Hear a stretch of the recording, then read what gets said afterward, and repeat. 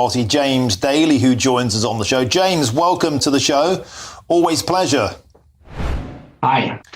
James, I wanted to start, if we could, on our last comment here in the studio, and that is the propensity for this to spill out into real-world action. We've seen ugly scenes at the home of Tobias Ellwood inside with his kids, and Jonathan Gullis spoke out last night saying if the mob turned up outside his house, he'll be forced to take action. I wanted to ask you, James, in your position as Deputy Chair, what are the party doing to guarantee the safety of elected representatives? Are they talking to you about it? And also, what would you do if the mob turned up at your gaff?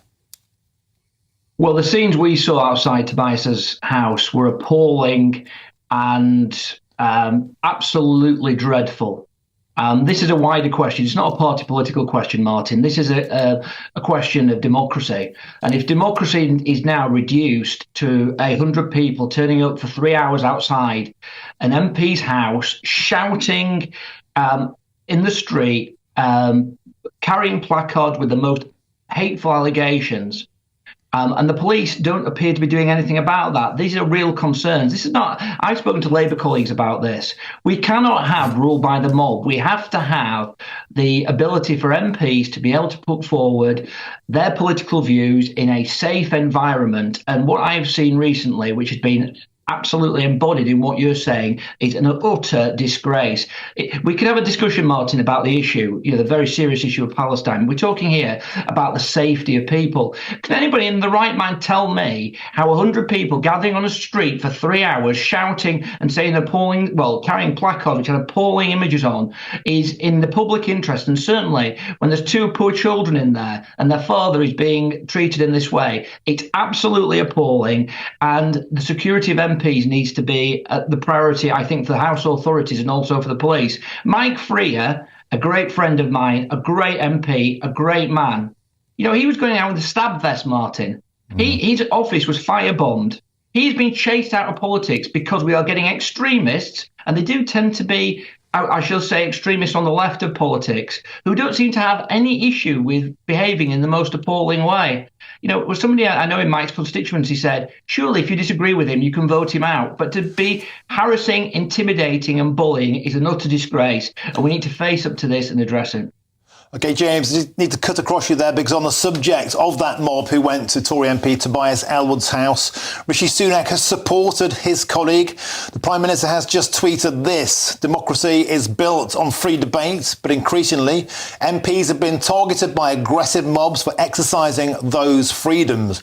We will never let those who intimidate prevail. It's paramount MP security is protected and our democratic values upheld. Nothing is more important.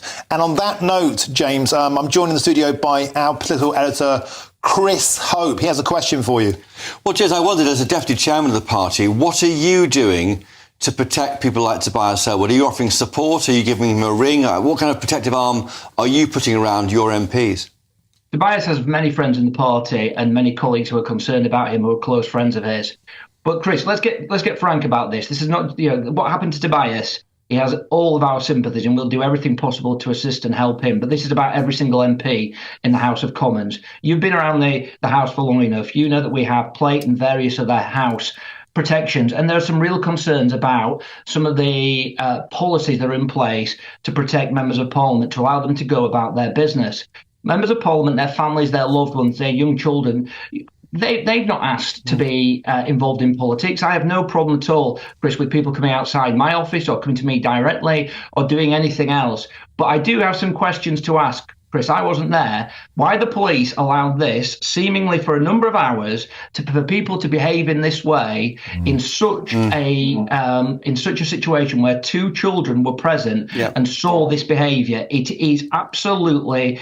It is scandalous that this was allowed to happen. James, can I quickly ask before you go back to Martin, what's the worst you've experienced in Bury? Have you had taken any similar action to Mike Freer, stab vests, or have you experienced, what's the worst experience you've had of this kind of protesting?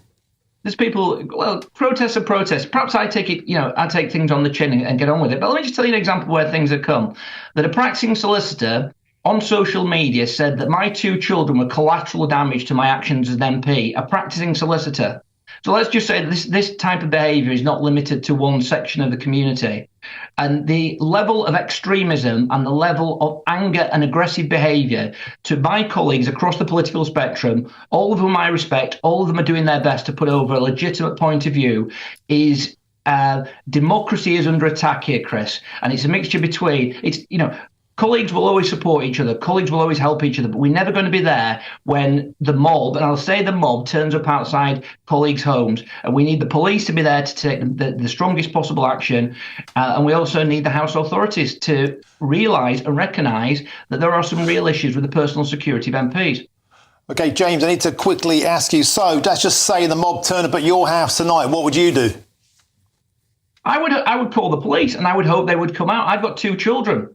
Are we really getting to the point where if they turn outside my house and start saying things and start putting placards up saying you've got blood on your hands and making reference to genocide? Tobias Ellwood has not got blood on his hands. It's utterly preposterous. Would the police just watch? And I hope they wouldn't do in Greater Manchester, and just watch and allow people to intimidate, bully and threaten. And it is a very, very, very bad state of affairs we're getting into when we tolerate this type of behaviour. Every one of my colleagues deserves protection because they're doing the best possible job they can, and they are putting forward legitimate views. And this type of behaviour, Martin, is as the Prime Minister says, is an attack on democracy. James Daly, thank you for your frank and forthright opinions on the show today. Deputy Chair of the Tory Party and MP for Bury North. Thanks for joining us, James Daly.